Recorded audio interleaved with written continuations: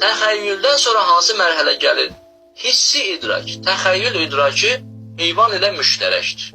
İnsan və heyvanla müştərək. Amma insan artıq təxəyyüldən sonra çıxır məqulat bölməsinə. Məqulat bölməsi mən bir dəfə də deyirəm Davud qardaşım, baxın bundan ibarətdir. Məqulat budur. Mən baxa-baxa o ağaca, onu təxəyyül edə-edə bir zehnimdə hissi və təxəyyül növündən olan təsəvvürlər yaratmışam. İndi gəlirəm, bütün gördüyüm ağaclardan müştərək bir anlam əldə edirəm. Ağac anlamı. Diqqət edirsiniz. Müştərək ağaclar, gördüyüm ağaclardan müştərək bir anlam əldə edirəm. Ağac anlamı. Artıq demirəm bu ağac anlamı bu ağacdır. Bu ağacı görmürəm. Ümumən bir ağac anlamı zehnimə gəlir. Ümumən şirinilik anlamı, ümumən acılıq anlamı.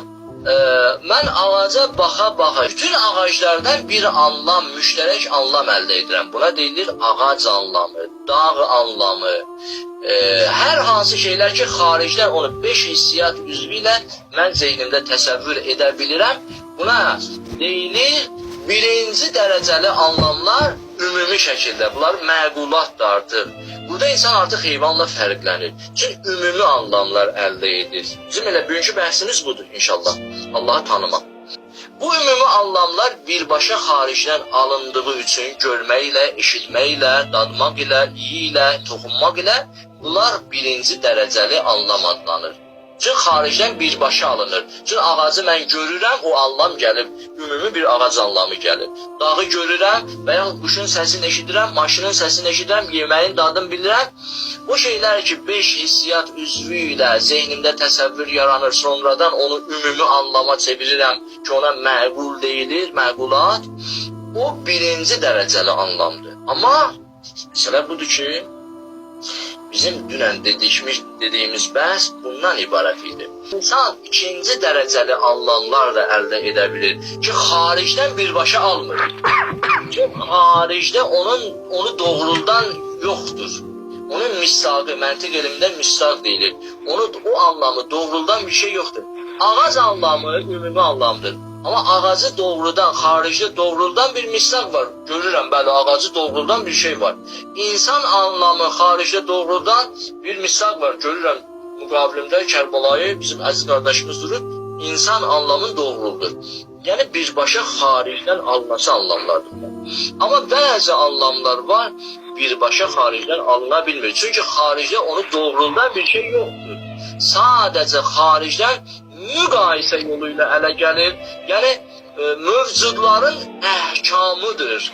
Bu anlamlar mövcudların hökmləridir. Mən qoy bir misal vurun. İnşallah bu gələcəkdə Allahın yaranmağa ehtiyacı yoxdur bəhsində, Allah tanımaq bəhsində. Bu bəhs bizə, bu misal və bu izahlar çox dərdimizə dəyəcək. 3 rəqəmi təkdir ya cüddür? Təbii ki, təkdir, düzdür. Təklik üçün nəyidir? Sifətidir, xüsusiyyətidir. Təklik. Biz təkliyi 3-ə nisbət verəndə, 3 ilə müqayisə edəndə deyirik ki, təklik 3 üçün zəruridir ya qeyri-zəruridir. Ayrılmazdır 3-dən ya ayrılandır. Heç vaxtda ayrılmaz. 3 həmişə təkdir, cüd deyil. Zehnimiz buradan bir anlam ələ gətirdi. Təkliyi 3-ə müqayisə edəndə zərurət anlamın ələ gətirdi. Zərurət. Yəni, təklik 3 üçün zəruridir. Bu zərurət anlamını biz xaricdə görmürük. Biz onu tapa bilmərik, birbaşa xaricdən almır. Bəlkə mövcudların əhkamıdır bunlar, bu anlamlar. Ağlın bu gücü var artıq, bizim düşüncəmizin, ağlımızın bu gücü var, ona görə deyirəm. Biz ali ehtiyacımızı kəşf edə bilirik. Biz gəlirik, bütün mövcudlara baxırıq. Xaricdə bütün mövcudlar, ağac, daş, insan, heyvan, bütün inəyindən tutmuş adamına kimi hamısını görürük. Bunlar hamısı mövcudlardır. Biz bu mövcudlara baxanda deyirik ki, 2 hal yaranır. Varlıq və yoxluq xüsusiyyətin bunlara müqayisə edəndə varlıq ya bu mövcudlar üçün zəruridir ya zəruri deyil. yoxluq da beləncə. Əlbəttə bu gələcəyin bəhsidir. Mən işarə edirəm. Yenə bunu saxlayacağam gələcəyə. Biraz məcburam qabaqcadan izahlar verəm. Biraz sizdə zəminə yaransın inşallah. Yenidən gələcəkdə mən bunu bəhs edəcəm. Amma bizim bəhsimiz hələ Allahı tanımaq, necə tanımaqdır?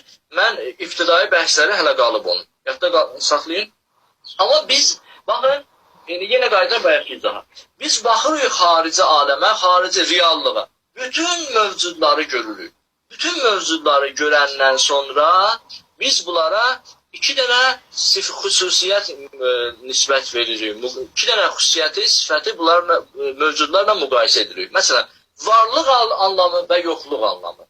Deyirik ki, bu mövcud, filan mövcud, məsələn, ya olmalıdır, ya olmamalıdır. Ya vardır, ya yoxdur. Varlıq da, əgər vardırsa, varlığı onun üçün zəruridir, ya qeyri-zəruridir. Ya zəruri deyil. Misal, siz xaricdə bir ağac görürsünüz, bəli?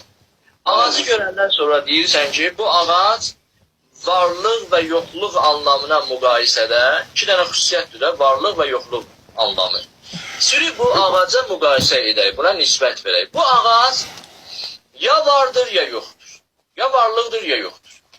Varlıq olanda da, varlıq bunun üçün ya zəruridir, ayrılmazdır ondan, ya da qeyri-zəruridir. Yəni ayrıla bilər. Hökmən deyil, həmişə var ola. Ola bilər, zəruri olmuyor. Necə ki, təklik üçdən ayrılmazdır, varlıq bu ağacdan ayrılmazdır. Belədir, ya belə deyil. Biz görürük, yox, varlıq ağacdan ayrılır. Yəni zəruri deyil onun üçün. Aydındır. Və yaxud yoxluq. Yoxluğu ağaca nisbət veririk. Deyirik ki, yoxluq, bu ağac yoxluqla müqayisədə ya zəruridir yoxluğa, ya da zəruri deyil yoxluğa. Yəni ola bilər, var da ola. Aydındır, ola bilər, var da ola. Mən sadəcə işarə elədim. Nə demək istəyirdim? Baxın, yəni zərurət, nöqsan, bu cür şeylər ikinci dərəcəli anlamlardır ki, mövcudların əhkamıdır, hökmləridir ki, bunu ağlın qüdrəti ilə, ağlın əməliyyatı ilə biz bu cür anlamları başa düşürük. Deyirəm, varlıq bu ağaca vacibdir, yəni zəruridir, ayrılmazdır o ağacdan. Məsələn, elə ki oldu, belə dedim, yəni artıq ağlım hökm edir ki, zərurət anlamı, zəruridir, yəni ayrılmazdır, bu anlamı dərk elədi. Aydındır. Buradadır ki, biz ikinci dərəcəli anlamlar əldə edirik. Hətta varlığın özü də ikinci dərəcəli anlamdır. Mən dünən izah verdim. Biz mövcudlara baxırıq, gözümüzlə, hissiyatımızla baxırıq və bunlardan müştərək bir anlam əldə edirik ki, o birbaşa xaricdə yoxdur. Varlıq anlamı. Buna deyirlər ikinci dərəcəli anlam. Buna deyirlər ikinci dərəcəli anlam ki, bəli, bu anlamı biz ağlımızın sayəsində kəşf edirik. Varlığın özünü görmürük. Varlığın nişanələrini görürük ki, müştərək bir anlam əldə edirik. Bunlar hamısı varlıqdır. Sonradan deyirik bu varlıq onlar üçün zəruridir ya zəruridir, gələcək bəhsimizdə inşallah. Və sadəcə mən işarə elədim.